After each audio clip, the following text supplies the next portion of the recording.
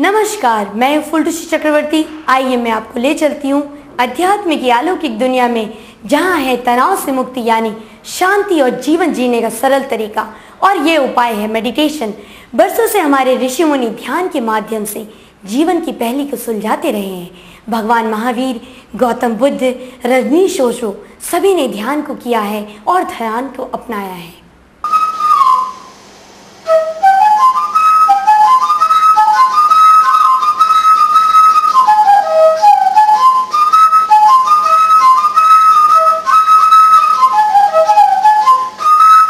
ध्यान की इस कला को जन जन तक पहुंचाने के लिए जोरवादी बुद्धा पिरामिड मेडिटेशन सेंटर की स्थापना महावीर नगर स्थित शिवम अपार्टमेंट में की गई है, जहां आप भगवान बुद्ध द्वारा बताई गई आनापानसति ध्यान विधि का ज्ञान निःशुल्क प्राप्त कर सकते हैं और अपने जीवन में आनंद उत्सव को पा सकते हैं। जोरवादी बुद्ध पिरामिड मेडिटेशन सेंटर ने शुभारंभ के अवसर पर ब्रह्मश्री सुभाष पत्री जी का आशीर्वाद प्राप्त किया। वेदों के ज्ञाता और मानव जीवन कल्याण में जुटे ब्रह्मश्री जी ने इस केंद्र का न केवल उद्घाटन किया, बल्कि इस अवसर पर आयोजित आध्यात्मिक सभा में मार्गदर्शन भी दिया। सिविल लाइन स्थित वृंदावन सभागृह में ब्रह्मश्री जी का उद्बोधन निश्चित ही हमें प्रकाश की ओर ले जाता है। कुरुते गंगा सागर गमनम व्रत परिपालनम अथवा दानम ज्ञान विहीन सर्वमतेन मुक्तिं भजति न जन्मशतेन भज गोविंदम गोविंदम भज मूढ़मते। गो यानी इंद्रिय, गोविंदम 5 इंद्रिय हैं। 5 इंद्रियों को जो राजा है, जो पालन करता है, गोपाल, गोविंदम, दैट इज आत्मा। आत्मा is Govindam, go is इंद्रियास। Gopal यानी जो इंद्रियों को काबू में लाने वाला, गोपाल। गोकुल यानी जो इंद्रियों को अभी काबू में नहीं लाए, इंद्रियों के वश में है, ये गोकुलवासी। गोपाल यानी जो इंद्रियों को वश में ले लिया है। समझ में? गोवर्धन गिरी यानी इंद्रियों को इतना विस्तार रूप से पा लिया है, यानी दूर का भी देखता है, दूर का भी सुनता है, दूर का भी ग्रहण करता है। Extra sensory perception, that is Govardhan Giridhari. ये कोई पहाड़ नहीं है, उंगली में पहाड़, ये सब कथाएं हैं। जो लोग कथाएं के पीछे पड़ते हैं ना, उनका जिंदगी एक हंसी मजाक हो जाती।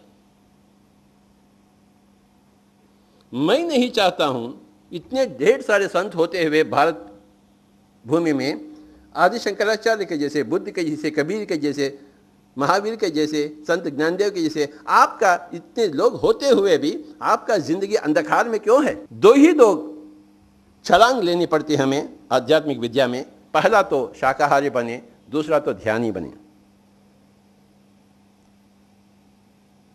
पहला छलांग है शुद्धिकरण। मांस को छोड़े, कोई पशु को नहीं खाएं, कोई पक्षी को, कोई माछ को।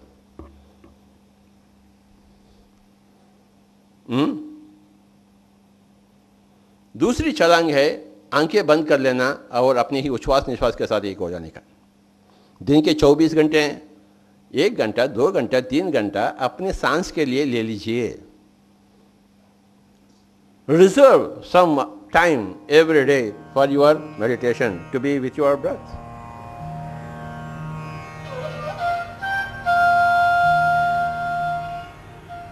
जीवन में आनंद उत्सव का मार्ग है ध्यान। सारे दुखों से निवारण का मार्ग है ध्यान। सबसे सरल ध्यान है आनापानसती ध्यान, गौतम बुद्ध का दिया हुआ 2500 साल पुराना ध्यान। आना अर्थात श्वासों का अंदर आना, अपाना मतलब श्वासों का बाहर जाना, सती मतलब श्वासों के आने और बाहर जाने के साथ एक हो जाना। आनापानसती ध्यान। ध्यान मतलब कुछ नहीं करना, कुछ पल के लिए केवल अपने आप के साथ रहना, केवल अपने साधारण श्वासों के साथ। ध्यान मतलब आत्मज्ञान का होना। हम कौन हैं, कहाँ से आए हैं, हमारे जीवन का उद्देश्य क्या है। ध्यान मतलब पूरे संसार का रहस्य।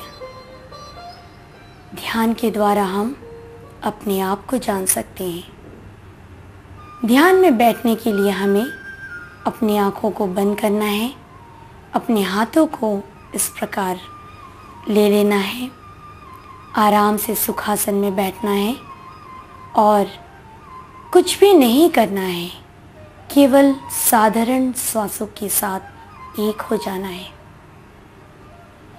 यह ध्यान कम से कम 30 मिनट अपनी उम्र के बराबर के समय करना है, हर दिन करना है और अपने जीवन के सारे रहस्य को जानना है।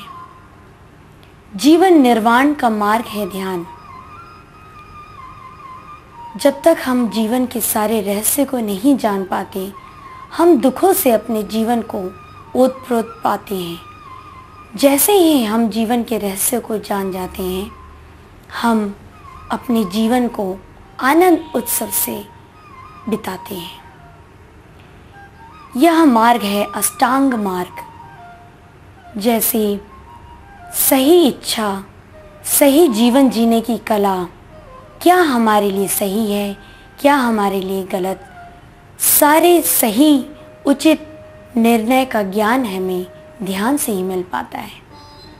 और यह विधि है सरल विधि आनापानसती ध्यान।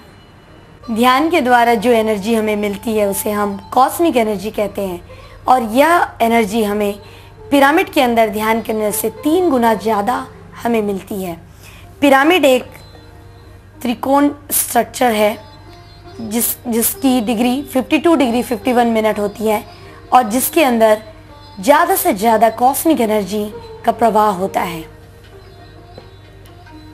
इस आकार में बैठकर या इसके सानिध्य में, पिरामिड के सानिध्य में ध्यान करना पिरामिड ध्यान कहलाता है।